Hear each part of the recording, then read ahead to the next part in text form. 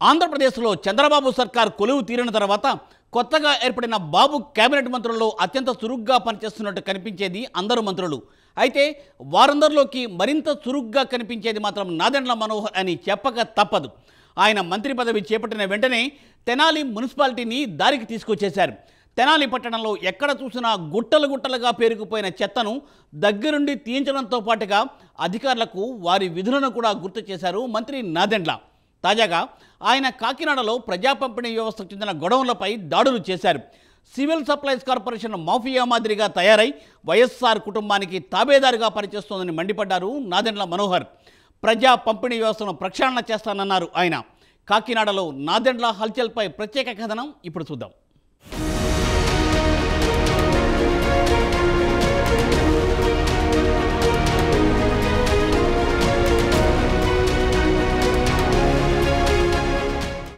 ఆంధ్రప్రదేశ్లో కొలువుదీరిన చంద్రబాబు ప్రభుత్వంలో అత్యంత చురుకైన నాయకుడు ఎవరయ్యా అంటే ఠక్కున నాదెండ్ల మనోహర్ అని చెప్పక తప్పదు. జనసేన కోటాలో మంత్రి పదవి దక్కించుకున్న వెంటనే ఆయన కార్యరంగంలో దిగారు. తనకు కేటాయించిన మంత్రిత్వ శాఖలపై పట్టు సాధించేందుకు క్షేత్రస్థాయిలో స్వయంగానే పరిస్థితులను పరిశీలించడం మొదలుపెట్టారు. తెనాలి మున్సిపాలిటీ ప్రక్షాళన దిశగా అడుగులు వేశారు. తెనాలి పట్టణం అంతా ఎక్కడ చూసినా చెత్త గుట్టలు గుట్టలుగా పేరుకుపోవడంతో స్వయంగా తనే దగ్గరుండి తీయించి అధికారులకు దిశానిర్దేశం చేసిన విషయం తెలిసిందే. ఇక తాజాగా ఆయన కాకినాడలో ప్రజా పంపిణీ వ్యవస్థ మాఫియా వెంటపడ్డారు.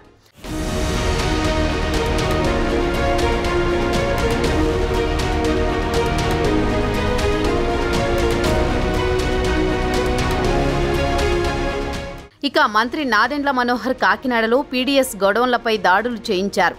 సివిల్ సప్లై కార్పొరేషన్ ఓ ఆర్గనైజ్డ్ మాఫియా మాదిరిగా తయారై వైఎస్ఆర్ కుటుంబానికి పనిచేస్తోందన్నారు.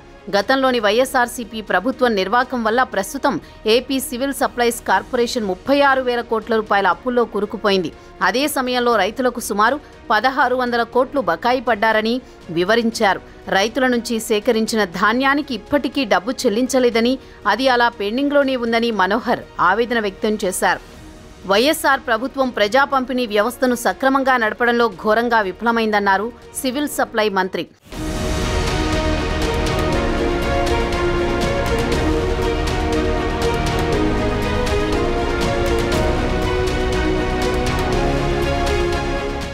పౌర సరఫరా మంత్రి నాదెండ్ల శుక్రవారం జిల్లా అధికారులతో సమీక్షా సమావేశం ఏర్పాటు చేశారు. పీడీఎస్ వ్యవస్థను పటిష్టంగా నడపడానికి తీసుకోవాల్సిన చర్యల గురించి అధికారులకు కొన్ని సూచనలు చేశారు. అలాగే పీడీఎస్ బియ్యం బహిరంగ మార్కెట్లోకి తరలించరాదని ఆదేశాలు జారీ చేశారు.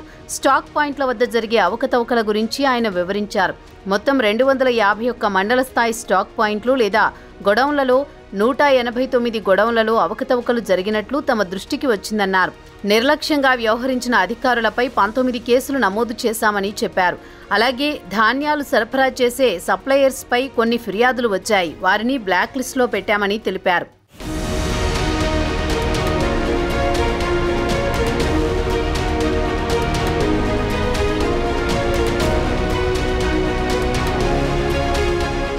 కాకినాడ నుంచి బియ్యం మాఫియా ప్రజా పంపిణీ వ్యవస్థకు సంబంధించిన బియ్యాన్ని బహిరంగ మార్కెట్లో విక్రయించుకుంటున్నారు. అలాగే చిత్తూరు నుంచి కాకినాడకు గ్రీన్ ఛానల్ ద్వారా ఇలా పీడీఎస్ బియ్యాన్ని లారీల ద్వారా మళ్లిస్తున్నట్లు తమకు సమాచారం అందిందన్నారు. పీడీఎస్ బియ్యాన్ని మాఫియా లూటీ చేసింది. దీంతో పేద ప్రజలు తీవ్ర ఇబ్బందులు పడ్డారు. బియ్యం మాఫియా ఎలా పనిచేస్తుందో కూడా ఆయన వివరించారు. పీడీఎస్ బియ్యం ధర కిలో 30 రూపాయలు అయితే దాన్ని వీరు 10 రూపాయలు లేదా 15 రూపాయలకు కొనుగోలు చేసి కాకినాడ పోర్టు నుంచి ఇతర దేశాలకు ఎగుమతి చేసి వందలాది కోట్ల రూపాయలు అక్రమంగా ఆర్జించారని మనోహర్ పేర్కొన్నారు.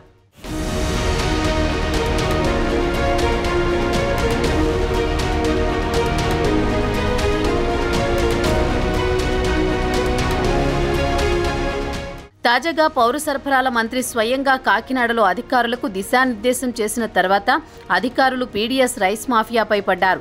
కాకినాడ జిల్లాలో అక్రమంగా రేషన్ బియ్యం దాచిన గొడవలపై దాడులు చేశారు.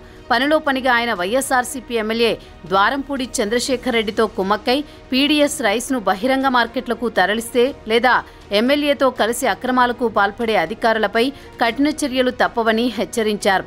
ఇక నుంచి పీడీఎస్ రైస్ బహిరంగ మార్కెట్లో కనిపిస్తే కఠిన చర్యలు తప్పవని అధికారులకు వార్నింగ్ ఇచ్చారు.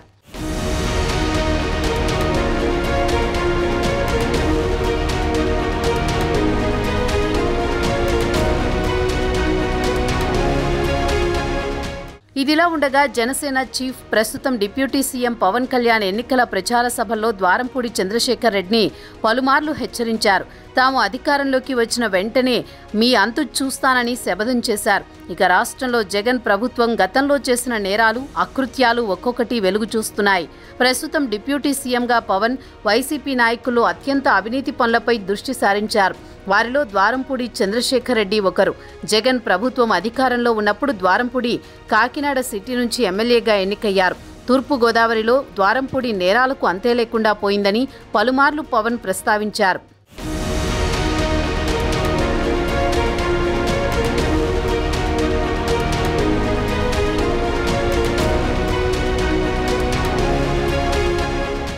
దీనికి కౌంటర్గా ద్వారంపూడి పవన్ కళ్యాణ్ కుటుంబంపై తన అక్కసును వెళ్లగక్కారు. అంతేకాకుండా పశ్చిమ గోదావరి జిల్లాలోని ఏ నియోజకవర్గం నుంచి పోటీ చేసినా తాను ఓడిస్తానని హెచ్చరించారు. ఇటీవల ముగిసిన అసెంబ్లీ ఎన్నికల్లో ద్వారంపూడి ఓడిపోయారు. పవన్ కళ్యాణ్ ఘన విజయం సాధించి డిప్యూటీ సీఎంగా బాధ్యతలు చేపట్టారు. కాగా ద్వారంపూడి కుటుంబం రేషన్ బియ్యాన్ని చిత్తూరు నుంచి వేలాది లారీల్లో కాకినాడ పోర్టుకు తరలించి అక్కడి నుంచి విదేశాలకు తరలించి వందలాది కోట్ల రూపాయలు అక్రమంగా సంపాదించారని ఆరోపిస్తున్నారు. తాజాగా శుక్రవారం నాడు నాదెండ్ల ముందుగా ద్వారంపూడి అక్రమ దందాలపై ఉక్కుపాదం మోపారన్న టాక్ వినిపిస్తోంది. రాబోయే రోజుల్లో పవన్ కళ్యాణ్ ద్వారంపూడికి సంబంధించిన మరిన్ని అక్రమాలు వెలుగులోకి తెచ్చే అవకాశం ఉందని చెబుతున్నారు.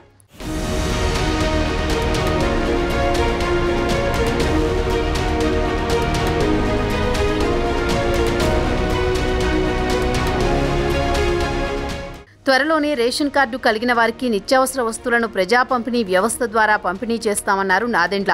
ఇక నుంచి అంతా పారదర్శకంగా ఉంటుందన్నారు. పేదలకు నిత్యావసర సరుకులు అందేలా చర్యలు తీసుకుంటామన్నారు. ఎక్కడైతే పీడీఎస్ వ్యవస్థలో లోపాలు కనిపిస్తే దానికి అధికారులను బాధ్యులను చేస్తామని హెచ్చరించారు. ప్రస్తుతం ద్వారంపూడి దందాలను వెలికితీసే పనిలో పడింది కొత్త ప్రభుత్వం. ఒక దెబ్బకు రెండు పిట్టలు సామెతలా ఒకవైపు ద్వారంపూడి అక్రమ దందాలను వెలికితీసినట్లు, మరోవైపు పేదలకు రేషన్ బియ్యం అందేలా చర్యలు తీసుకున్నట్లు పవన్ అడుగులు వేస్తున్నట్లు గుసగుసలు వినిపిస్తున్నాయి.